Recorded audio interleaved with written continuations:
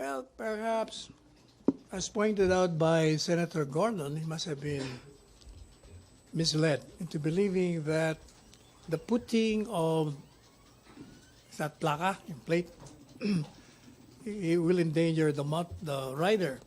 When in fact he said it's not even a plaka, it's a decal, a sticker. So yung fear na baka tumama sa mukha, wala, baseless pala yun. Not grounded on correct assumption.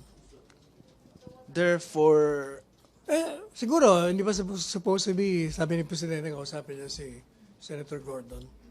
Okay, siguro pag nag-usap sila, baka masabi ni Senator Gordon kung anong nasa saloobin niya.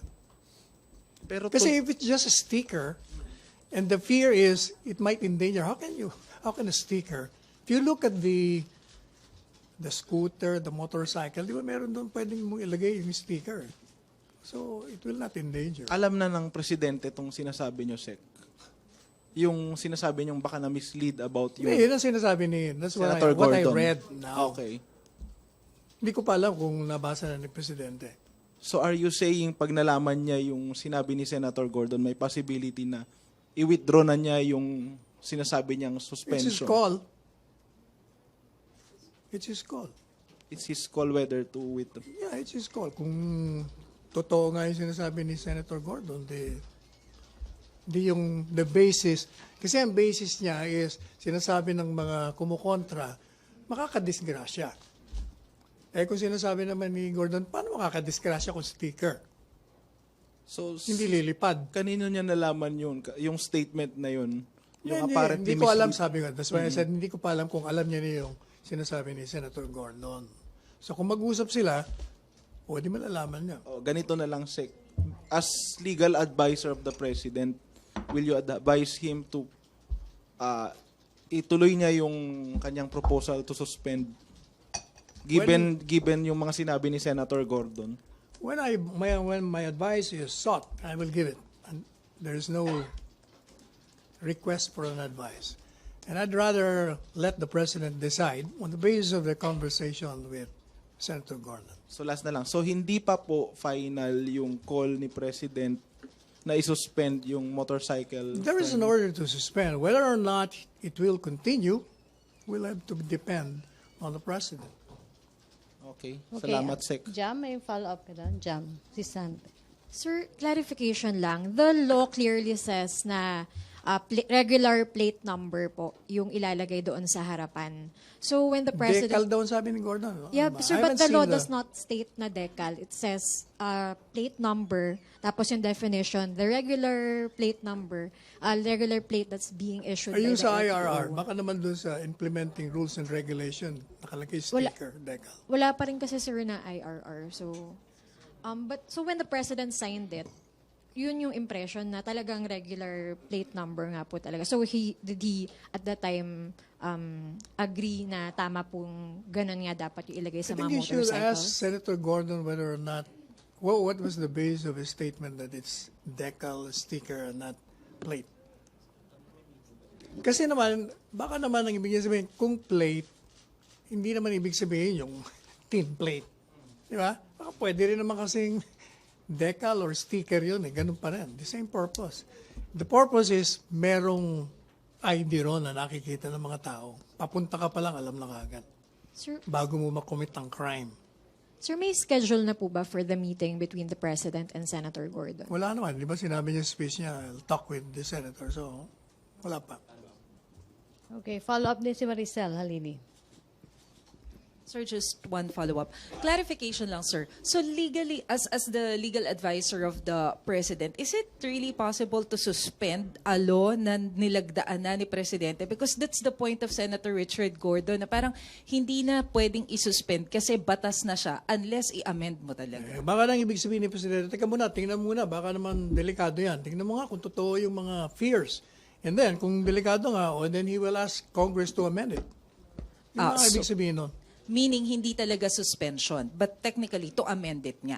Siguro, yun ang ibig niya sabihin. Kasi why should you be pursuing a law which you feel and to be something dangerous when it is implemented, talagang hindi mo, you will ask Congress to amend it immediately. So ano sir yung pinakang status ngayon ng batas? Is it up for review or Firstly, you cannot implement that without the implementing rules and regulations. So, kaya siguro, yun ang ibig sabihin ng Presidente. Tingnan niyo muna mabuti. tingnan mabuti para sa paglalatag ng Yeah, IRR? para malaman okay natin na. kung totoo o hindi yung fears niyo o hindi. Okay. Okay, Thank follow you, up, sir. Ace.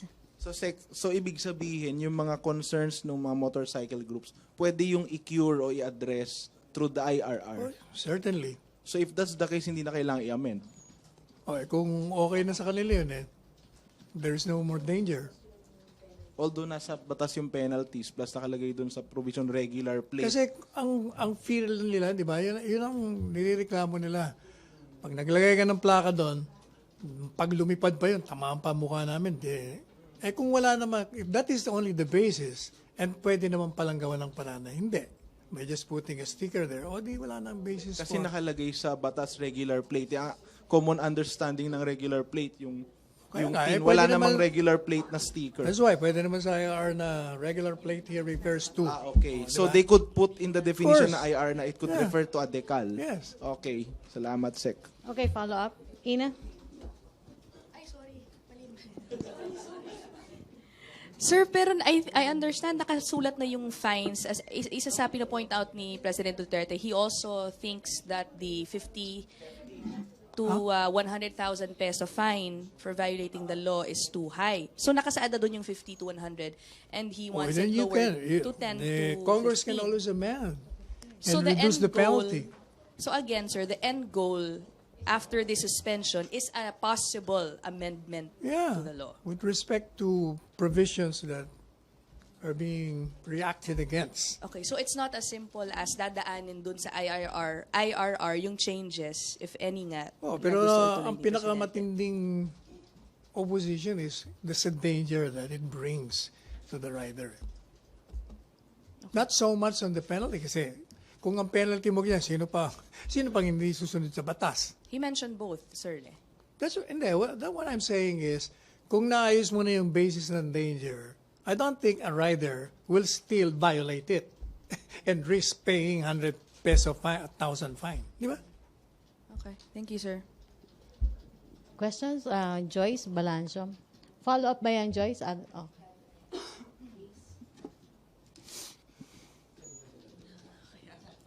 Sir, just to clarify again, ibig sabihin pwedeng parehas gawin, fixed yung danger sa IRR at the same time ma-amend regarding to sa penalty issue. So Yes. both. Yeah, pwede lahat yun. Follow up, Ace. Meron ba imprisonment doon? Sa batas? Use the microphone. Meron ba? Case may imprisonment? Pero Sec, ano yung preferred mode ng palasyo to address that? Cure na lang through the IRR o amend the law? Depende sa rekomendasyon nyo ng LTO. Siyempre, the LTO will have to make his recommendation. Although mas madali Senator siguro. Gordon will also give his suggestion. Although mas madali siguro yung IRR, Sec, Yeah. kasi well, kung amendment, legislative process na naman yun. tagal pa. Opo. So wala kayong preference pa? Kung ano yung mabilis. IRR. IRR na lang, Sec. Kung pwede mo nang i-cure yung danger, na sinasabi ng danger na wala naman. Okay. Salamat po. Okay, MPC questions. Follow up, Henry. And then RJ, follow up ka rin. Okay. Secretary, yung batas ginawa para labanan ng kriminalidad, tama po ba? Obviously. Oo. Pero alin ba ang mas matimbang, yung kapakanan ng mga riders na magaganda ang motor o doon sa sigaw ng mga biktima ng krimen na napatay at ang pumatay ay ang mga riding in tandem? Both. Hindi naman pwedeng sabihin mo na, kung it will also bring, kasi yung mga riding in tandem, hindi naman out of 100,000 riders, hindi naman 100,000 riders, di ba? Oh, pero bakit Ay, hindi mo na baka few percent lang doon. So, depende. Depende pa rin yun. Both. Yung interest ng riders as well as yung interest ng publiko. So anong win-win solution doon ng Hindi palasyo? ba sinagot na nga natin kanina yung win-win solution? Kung ang danger ay ito, pwede namang gamutin dun sa IR o hindi gamutin natin. At yun naman sa 100,000, kung malaking penalty, I don't think anybody will still violate. Wala naman palang danger. Yun lang naman ang kinokontra nila. Opo. Pero ang Pangulo Hubay may ding gagawing pakikipag-usap sa PNP regarding this matter. Hindi ba sabi ko na nga kanina, antay niya yung rekomendasyon ng LTO. Kasi yung PNP tapos na yun Meron na rekomendasyon. Kaya nga nagkaroon ng batas na ganyan dahil I'm sure isa yun sa mga factor na kinonsider nila Senator Gordon. Hindi So lahat yun kasama na yun. Pero ang unang suggestion, Pero what's I your think, point ba?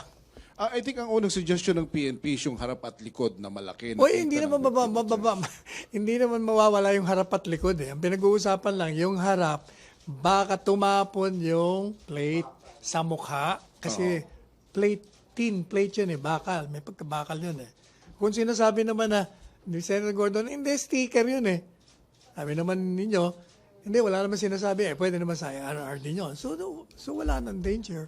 Pero I think ang sabi ng Presidente sa speech niya, dun sa likod na lang, Kasi nga, lalakihan na lang. kulit So wala na yung sa Kasi PNP nga, recommendations. Kasi nga yung danger nung harap na baka lumipad, hindi sinasabi nga ni Senator Gordon, hindi nga lilipad dahil sticker pwede. Hindi wala nang danger. Okay. Sige. Kasi yun naman ang pinagigiitan ng mga kumukontra. Paano kung tumama sa mukha namin? Di ba? Okay, last two na tayo, then other issue, RJ, then Argel. Sir, yun nga po, the problem really is, it was the president who signed the law. So, does that mean hindi niya in-examine, he did not study the law well, Kung sinasabi he nyo did na not nga, ask people? hindi ba sabi nyo kanina, doon sa provision, wala naman sinasabing sticker doon. Hindi kung sinabi mo regular plate, tama yung fear. Di ba? What do you mean hindi niya nakita? Sign it kasi yung batas na yun, protection ng general public. Yun ang underlying basis niya for signing that. Since may mga motorista nagreklamo on the basis of that provision, ang feeling ni Presidente, baka nga naman. Sir, pero, Suspendin muna natin, pag-aralan muna natin.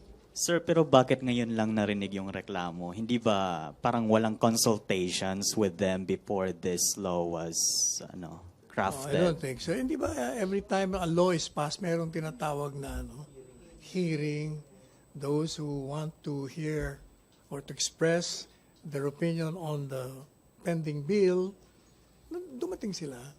Is it not because maybe it's election season, kaya pinagbibigyan, hindi ba ganun?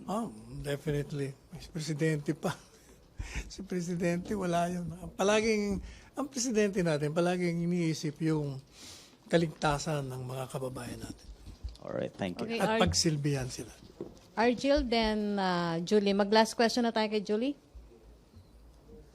Sir, good afternoon. Sir, you mentioned na the President signed it for the protection of the general welfare. Pero sabi rin po niya sa speech niya no Saturday is, he doesn't think the law will make much difference because he said criminals have already perfected the art of falsifying and fabrication. So, what's the deal? Ano po ba talaga ang pananaw ng Presidente dito? Sinasabi lang ni Presidente, ang gagaling natin, pero mukhang gumagaling din itong mga kriminal. So, subukan muna natin. Kung hindi mag-succeed, kung nandun pa rin yung riding in tandem, di panibago na naman tayong let's craft another law to respond to that situation.